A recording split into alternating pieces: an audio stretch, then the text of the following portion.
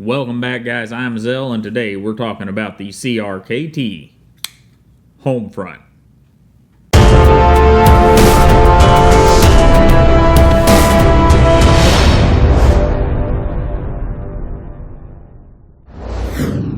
So there she is, guys. The Ken Onion CRKT Homefront. This is the original edition. It's not any of the 2017 models where they have the EDC model and the tactical model. This is your basic Homefront. And what we get with the Homefronts, and I believe this goes with all of them, we get aluminum scales with kind of a tractor tread print and somewhat of a military motif.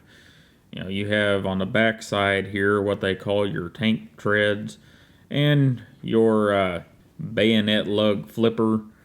And we do have quite a bit of what you would call jimping across the back of the knife, and very light amounts here on our bayonet lug. And as we roll it over, we've got, kind of your basic knife stuff here. We've got a deep carry pocket clip that is tip up right hand only, which is somewhat unfortunate, and our pivot screw. As we look down over the top of it, we can see the knife's well centered and our about 0.13 thickness blades sticking through here, and it is a liner lock, and everything is cut extremely well. The knife overall is well put together, and we have our big star pivot here and our slider for disassembly, which we'll get into here in a minute. As far as dimensions go, we're about 4.7 long with a handle thickness of about 1/2 inch and a closed height of about 1.36. So it's not a small knife, but with a 3.5 inch blade, you don't always get a small knife. And this blade is just a little over 3.5 inches with an edge length a little over 3.25 inches. And like we said, a blade stock thickness of about 0.13. So pretty hefty all the way around there.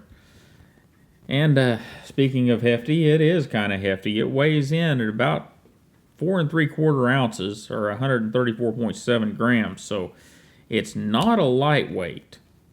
And as far as the blade goes, we get a hunk of Aus 8. We've got fullers cut in both sides.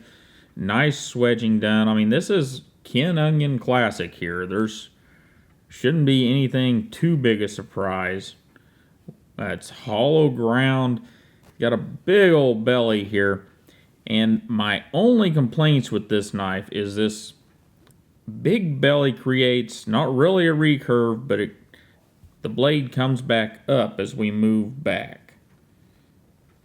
And then, instead of giving us a sharpening choil, they give us this just terminated end right here, which just is ugly.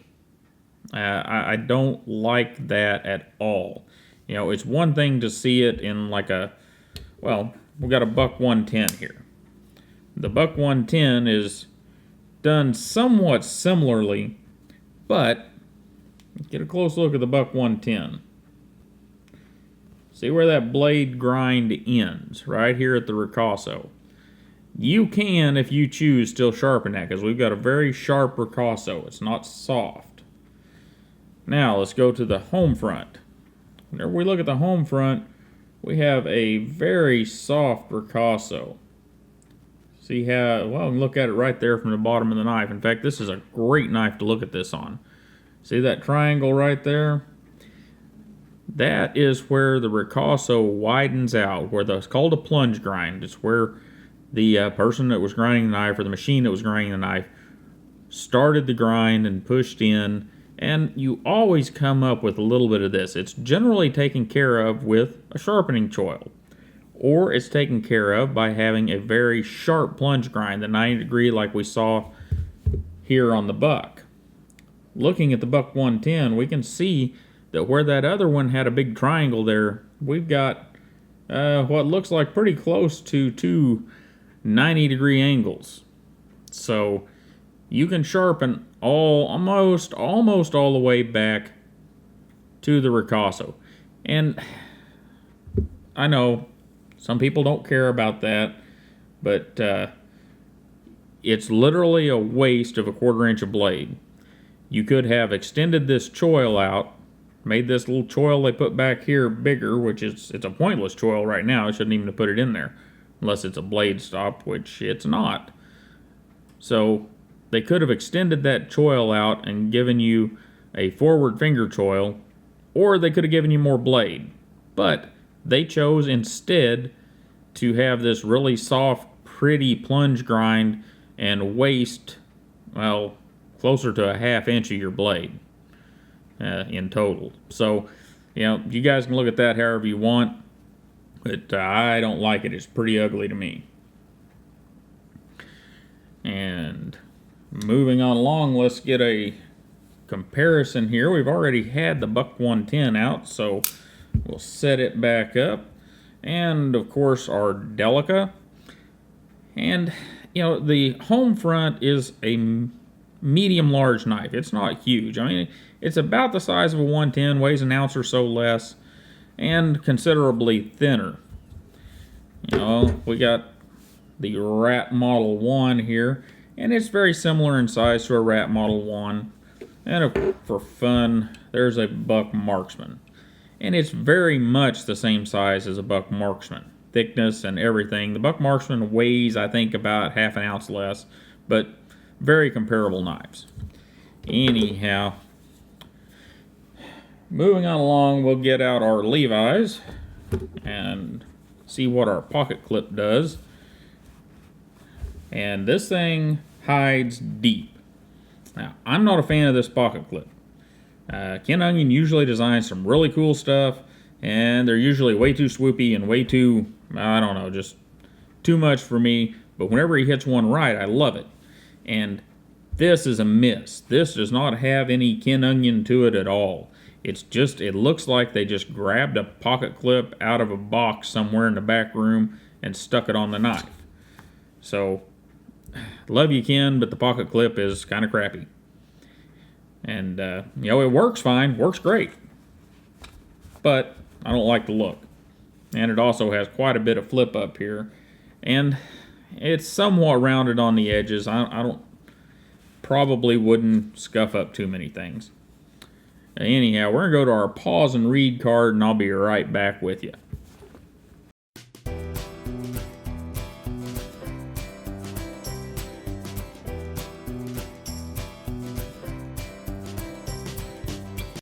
Alright, mechanically, that's where the Homefront gets interesting. Now, if you've got a Homefront, you take this little thing here, you flick it over, and you turn this little wheel down here. And why you're supposed to do this closed, I don't know. I don't like that idea, but that's what they want you to do, probably for safety. I would open it myself. And you have a 3-piece knife. And your 3-piece knife is well put together. CRKT, with their Taiwanese production, done an awesome job. Everything fits well. The tolerances are great. This knife does what it's supposed to do. In fact, you saw it was centered up earlier. We're going to stick this thing back together, and to put it back together, you just stick the blade back in there. Notice we have an internal stop pin. That's kind of nice. And once you've got this end on, you got to kind of hold right here where the pivot is. Get your screw back in there on this end and slide that back in. And look at that. That blade's still centered, and I bet it still works good. Yep. They did a wonderful, wonderful job on this knife. So that is the mechanicals, and the pivot, as you saw in there, it's running on nylon, but it's well-cut, well-machined nylon. It's not these stamped-out things that we talked about in another video. So the thing works good, really good. And ergonomically, that's one of the things I love about this knife. It lays in the hand really, really well. The jimping is not too aggressive. It just works super. You know, whichever hand you put it in, however you want to get a hold of it, doesn't really seem to matter. It is just a wonderful handle. You know, and that's a Ken Onion trademark. And one other super ergonomic thing I want to point out is this bayonet lug flipper. It sticks out far enough that you get plenty of leverage. There's enough detent to make sure that the knife flips out, and whenever you use this one, you don't get, flipper bite, if you will. It's not got any super aggressive jimping. You just have to be very conscious of letting your finger land right there, and you need to give it more of a swipe instead of a push button. You push button it, and your hand ends up in here, and those little guys are kind of sharp on the inside. But overall, ergonomics are really great in hand, but they fall apart in the pocket. If you carry this thing like it's intended in your front right hand pocket, and we'll get the jeans back out here, you have this knife in your pocket like this.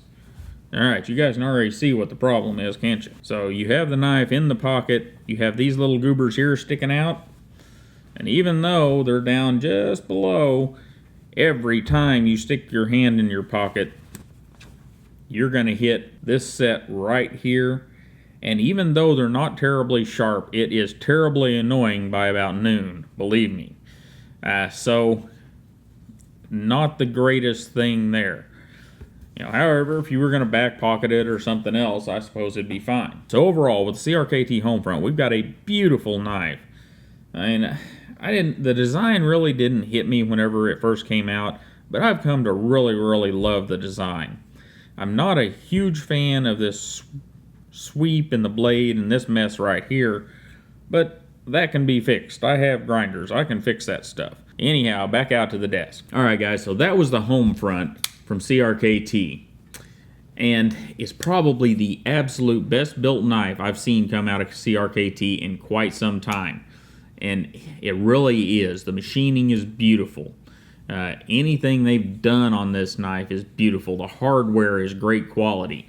There's no issues as far as build quality goes. And then they just throw it off the cliff by sticking OS 8 in there at that price point. The price point's MSRP'd at $150, and right now it's selling on Amazon at about $77. And at that price point, OS 8 is not acceptable. CRKT is going to say, well, what about all that field strip technology? Okay, that's nice. That's nice. But if you're going to put OS 8 in it, you made yourself a $35 or $40 knife. So unless you are prepared to take care of OS 8, which means you got to sharpen it more often, means you need to have a strop and you need to be using it, means that it's not going to hold an edge as long as what it basically means. Now, it's fairly stain resistant and all that, so probably not going to rust on you as long as you take mildly good care of it. But at that price point, you're really going to have to be into the novelty of the knife or believe that you have a need for a knife that you can take apart. Now, on the good side, like I said, it's got a fabulous action, especially for running on those Teflon washers. And it's just beautiful. It's just OS 8, and I wish that they would listen to the Apostle P, me, Nick, anybody, I don't care, whoever's saying the right thing, and do something about this ricasso area. That is a huge mess. And on a modern production knife, you should never see that, not even on a cheap one. And we're talking a $80 knife here. So, as long as you're aware of all those things, is $77 too much for the knife? If you like the novelty of it, no. If you're looking at a knife to use for EDC every day, I think there are better choices out there. Now, on the other hand, if CRKT were to call me tomorrow and say, hey, look, Zell, we have a 154CM, an S35VN, S30V, D2, whatever blade to go in that Homefront, you want us to send you one? I would be like, you betcha. And as long as they fix that ricasso thing, and even if they didn't, I have the tools. I can fix that.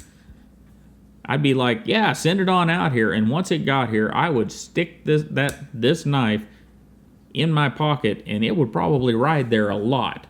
I like the ergonomics and the action and everything else about this knife enough that It really comes down to blade steel. Now, I would take this little knob out to the shop and fix that because that's entirely annoying and just silly.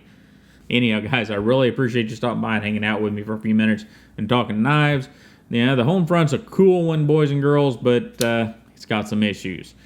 Anyhow, you guys have a great day. Don't forget to like, share, and subscribe, and I'll see you next time.